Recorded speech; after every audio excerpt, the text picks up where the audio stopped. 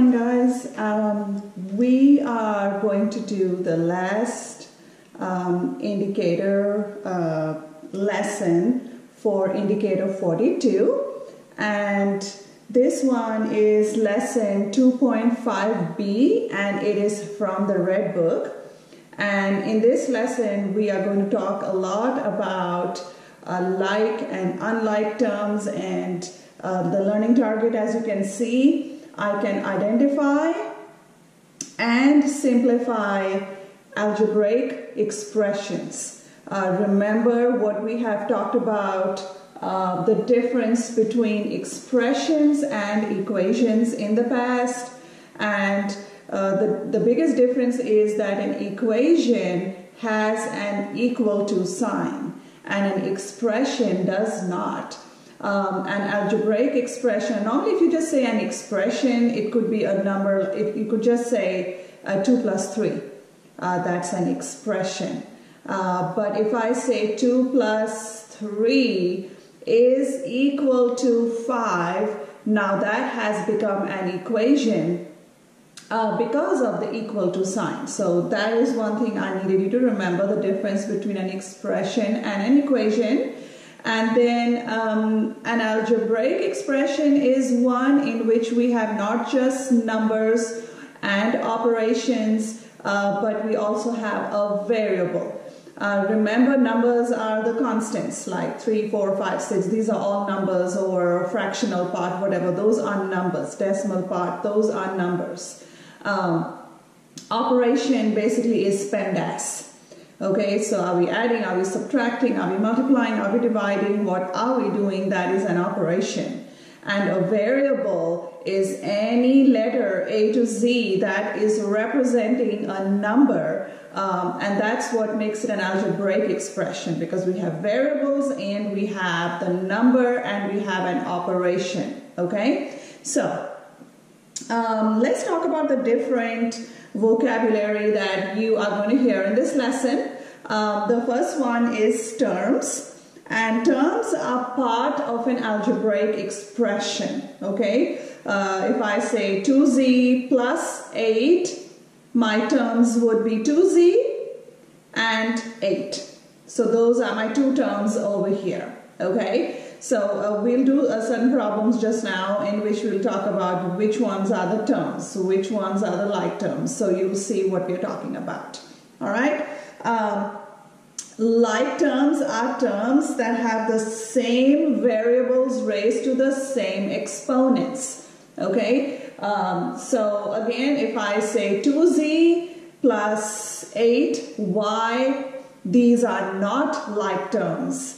Okay, these are different. These are unlike terms because one has a z, one has a y at the end, so it's not like terms. If I had 2z plus 4z, then it is like terms because both have the same variable. Okay, however, if I have 2z plus 4z squared, those again become unlike terms because one has just z and one has z squared. Okay, so that's one thing you have to remember. Okay, just because it says z at the end and it may have different exponents does not mean that they are like terms. So we'll talk about this too. All right, a constant is a term without a variable, such as 4, 5, 6, 7, all these numbers that do not have a variable attached to them, and these are constants. And constant terms are also like terms, and that is why if I say 10 minus 5, you get 5, because I can combine those like terms which are just the numbers. Okay, and then the last one, simplest form, is an algebraic expression if it has no like terms and no parentheses. Okay, no parentheses, no like terms. In order to solve these, we use the commutative property of addition. We also use distributive property, and I will show you some examples in a minute. So these are the different vocabulary that you will find in less than 2.5b and of indicator 42. And I think indicator 42 has just one lesson, and this is it. All right. So this will put an end to unit 12 for you, because we've already done 40, we've already done 41, and indicator 42 is made up of this one lesson. Okay. So let's go ahead. I am going to show you what terms are and what like terms are. So that's the first thing before we can solve it. Okay. And so remember what I'm saying, I can identify and simplify. So let's say I gave you 9x minus 2 plus 7 minus x. So this is one problem.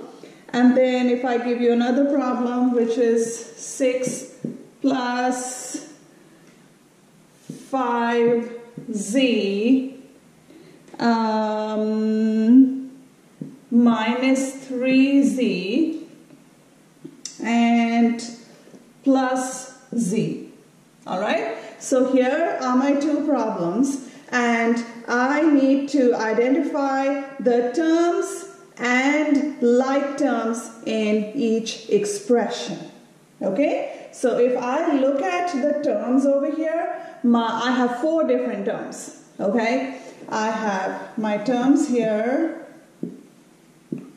My terms here are, I have 9x, so that's 1. I have negative 2 here. I have positive 7 here, and I have negative x.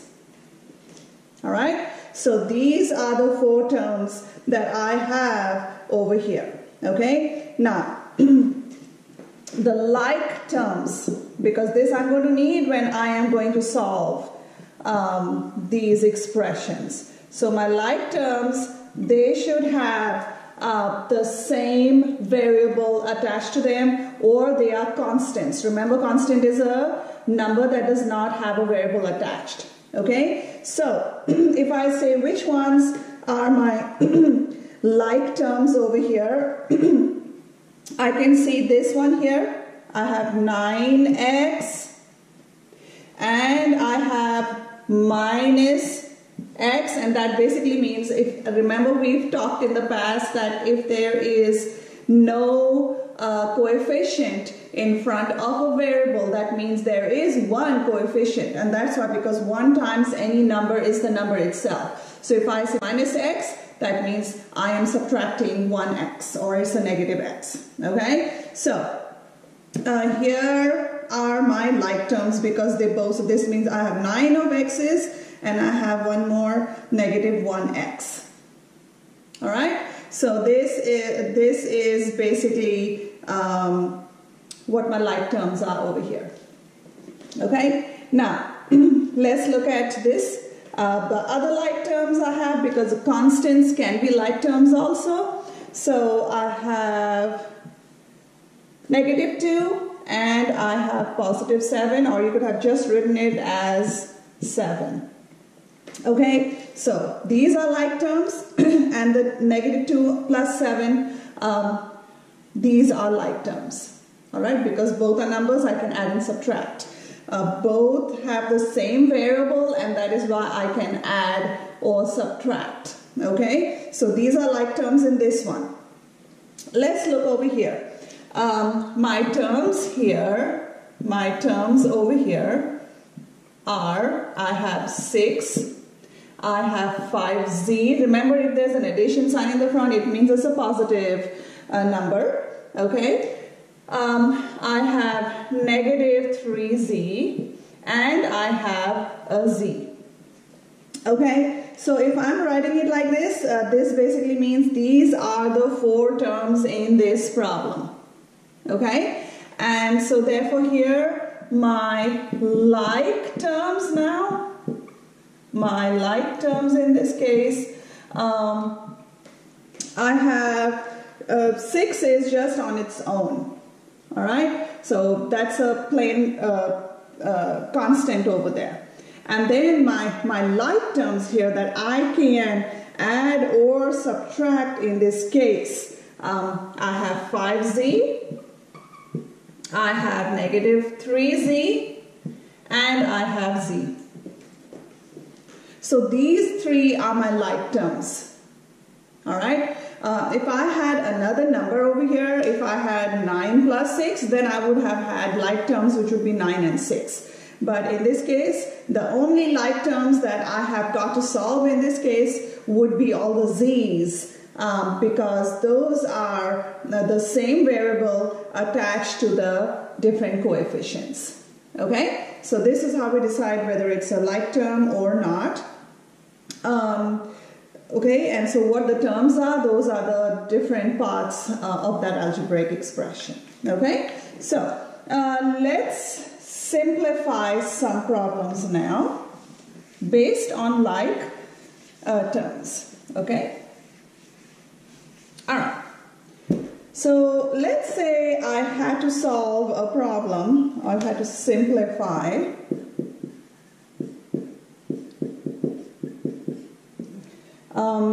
I was given 3/4 y plus 12 minus 1/2 y minus 6.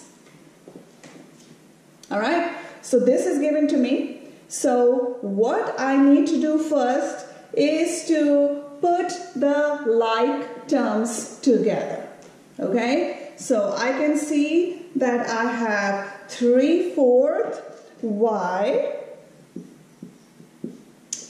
minus 1/2 y. So I'm trying to put, oops, here. All right, so I am trying to put the y's together. All right. And then I'm trying to put the constants together, because constants can also be like terms. So I have plus 12 minus 6. All right. So as you can see that I have, put these together, and we are adding, the two different terms or subtracting over here based on that. This is the commutative property of addition, where I am changing the order. Okay, so this is the commutative property.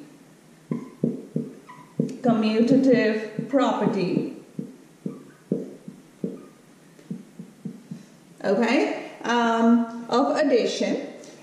And then after that, we are basically, when you have two y's like this, guys, all I need to do, this is 3/4 minus 1/2. And so I need to solve this times y. So remember, this is the distributive property. So I can take out the variable which is a common factor, just so that I can focus just on the number part first. Okay? If you want, you can straight up do 3/4 minus 1/2, and then that is, times y. That's basically what this is. Because think of it, if I use the distributive property, which I'm using right now, if I use the distributive property,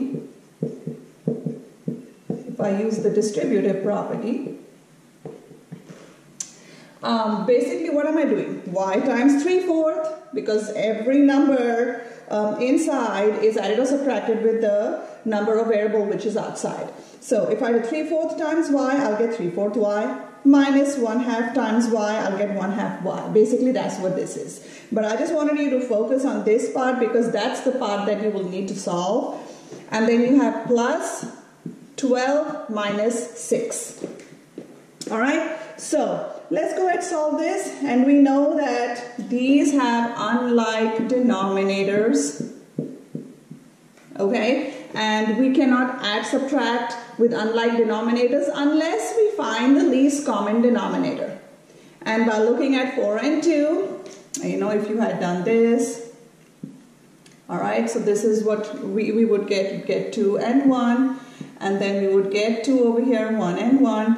2 times 2 is 4. If you remember the greatest common factor method we had used in the beginning of the year in order to find the least common denominator, and then I would have 4 and I would put the same denominator in both those fractions so I can get the same denominator, because then I can add or subtract. Alright? And so then if I have 4, this is times 1 gives me 4, times 1 gives me 3. And 2 times what gives me 4? It is 2 times 2. Whatever I do to the denominator, I do the same thing to the numerator. And so I get 2 here. Okay? And now because I have the same denominator, all I do is take the numerators and add or subtract, and I get 1/4. Okay? So if I was solving 3/4 minus 1/2, I would get 1/4. Okay? And this 1/4 that I'm getting times the y gives me 1/4 y. Alright?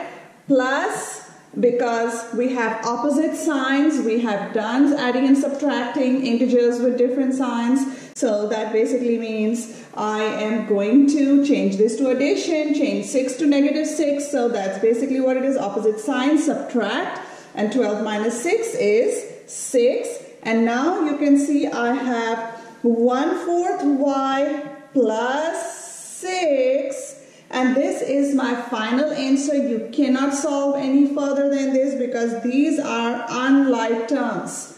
You can only add or subtract like terms with expressions. Please don't try to add 6 to 1/4 and then get an answer like that and squish them together. You can't, all right? Because these are now unlike terms. If this had a y attached to it, then you could add the 2. But because we don't, that's a constant. This is a variable attached to it. So now this is going to be my final answer. Okay? So let's solve another problem with simplifying.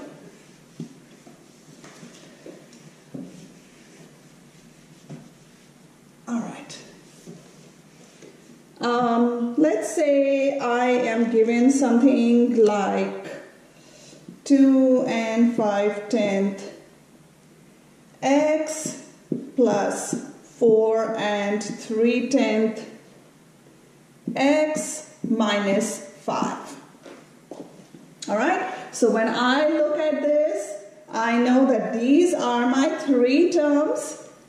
I know that 2 and 5/10 x and 4 and 3/10 x are like terms because they have the same variable behind them. And then my minus 5 is a constant which is different from these two. Okay? So basically, what am I going to do now? I am going to do 2 and 5/10 and I'm going to add 4 and 3/10. And then I will multiply this with x. And the only reason I'm grouping it like this, so you know what numbers to add in this case. And we know that both have x. And basically, again, if this is, I'm just using distributive property. Okay? Because x times 2 and 5/10 gives me 2 and 5/10 x. Plus 4 and 3/10 times x gives me 4 and 3/10 x. So that's basically what it is. But you need to know what numbers to add or subtract. So that is why we are putting it in this format based on the distributive property. And then we have minus 5. Okay? So if I took these two numbers, remember this is addition, you align your decimals. Okay? And 5 plus 3, remember decimal under decimal, that's what the addition thing is. The same place values, decimal under decimal, and 10th place value under 10th place value. Okay? So 5 plus 3, you get 8. And 2 plus 4 is 6. And so I get 6 and 8/10 x minus 5. And then of course this means multiplication. So 6 and 8/10 x minus 5 is going to be my final answer. Please remember that this 6 and 8/10 cannot just be added or subtracted to the 5 because the 5 does not it is not a like term. So it's an unlike term. It does not have x at the end of 5. So 5 is not a coefficient of x. So that's why you cannot add or subtract. And because these are unlike terms, this is going to be the final answer. Okay, so let's try one.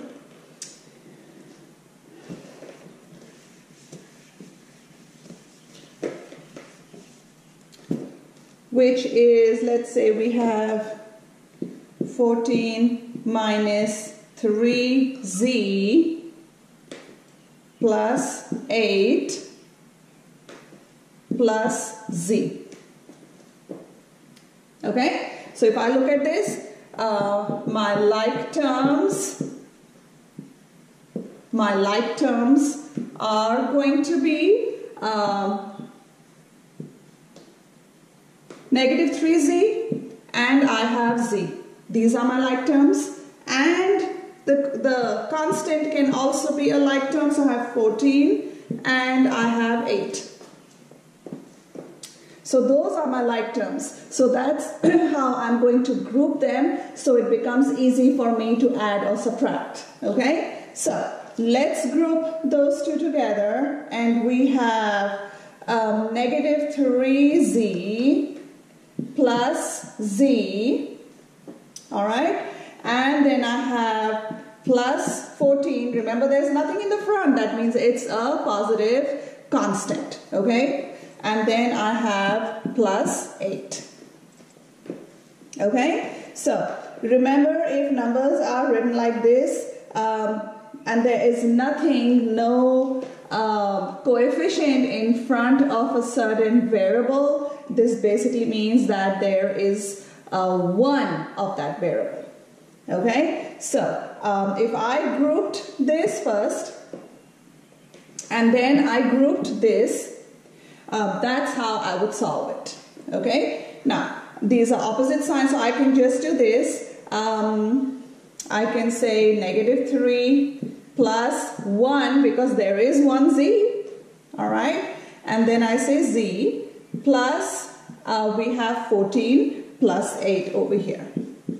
Okay, so this is how we are going to now look at these values, all right, and then if I have negative 3, I have a positive 1, because the absolute value of both, this would be 3 and that would be 1. Since they are opposite signs, I am going to subtract the smaller absolute value from the bigger one. So this gives me negative 2, because the sign in front of the bigger one is negative, all right, and then times z gives me negative 2z. And then 14 plus 8 is going to give me 22.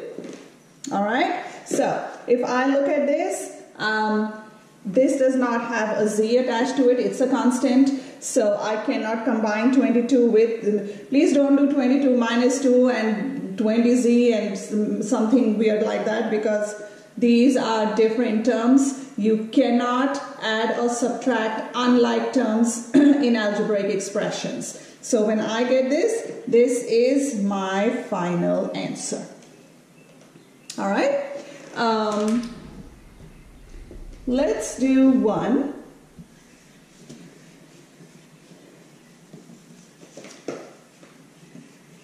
And it is saying, just to simplify, 5n minus 8 plus 4n. Okay, so if I'm given a problem like this, guys, the first thing I know that this is distributive property. When I have a number written outside a parentheses like this, we have done distributive property.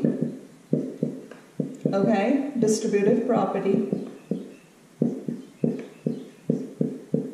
And what this basically means that I am multiplying, and I'm going to show this to you, how we have done it. Okay, this means that I am going to multiply the number that is outside with each term inside. and then put the addition or subtraction sign which is inside. So we know we have subtraction here. We're going to put that. And then we do 5 times n, which is 5n. Okay, and then we have 5 times 80, or 5 times 8, which is 40. All right, and then we have plus 4n. Okay, now when I look at these numbers, I can see that 5n and 4n are the like terms because they have the same variable at the end. Okay, so I am going to combine 5n plus 4n. Okay, I'm going to combine this minus 40. Now either you can separate out the n outside and just do 5 plus 4 and solve it that way, or you know that this has the same variable, so you've got to add or subtract. And if I do 5 plus 4, I am going to get 9, same variable. Okay, that is why I can add or subtract. So 5 plus 4 is 9, and then I have minus 40. And now these are unlike terms, so this is going to be my final answer. Okay, now let's go ahead and solve one more.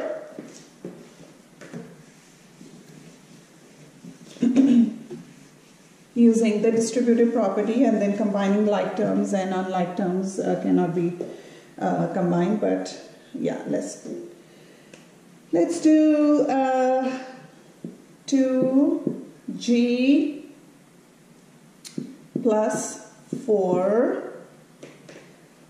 plus 5g minus 1. Okay. Now looking at both of these, I know that I will have to use the distributive property. I will have to use the distributive property. Okay, that means this times this plus this times this. Okay, so we have addition here. We already have a plus in the middle. We have a subtraction here. So, and then this times this minus this times this. Okay, and that's basically what the distributive property is. The number outside is multiplied with each term inside. Okay, so 2 times g is 2g. Okay, plus 2 times 4 is 8.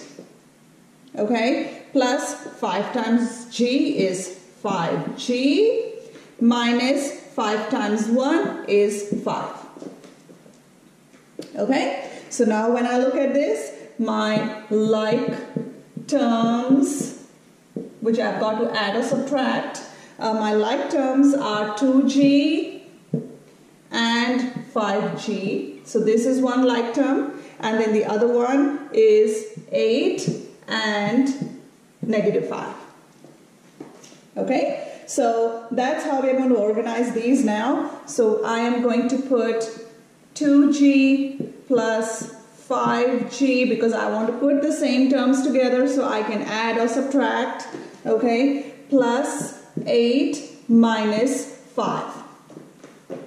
Okay, so once I have done this, I can see that this is nothing but 2 plus 5g, and we have 8 minus 5. Okay, when I add 2 plus 5, I get 7 times g is 7g, and then 8, and there's a plus sign here, and we know that the 8 is greater than the 5. Okay, so 8 minus 5 gives me 3 over here. So my final answer is 7g plus 3. Okay, so once again, this lesson, whether it's fractions, whether it is a whole number, whether it's a decimal, that you are adding or subtracting, please remember to identify the different terms. Then you combine the like terms, and the like terms are the only things that you can add or subtract. Okay, you cannot add or subtract unlike terms. Okay, like in this case, we have 7g, we have 3. 3 is a constant. 7g has a variable attached because 7 times a certain value for the variable plus 3. That's what this basically means.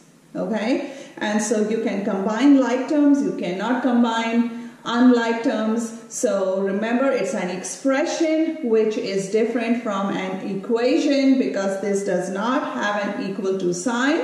And a whole lot of solving this involves the distributive property, in which basically the number outside the parentheses is multiplied with each term inside the parentheses in order to solve this. Okay, so that concludes our lesson 2.5b. All right, and then this concludes our indicator 42, and that concludes our unit 13, which is indicators 40, 41 and 42. And so lesson 2.5b, once again, red book, and that is one lesson for indicator 42, and that concludes our unit 13. All right, thanks. Have a good day.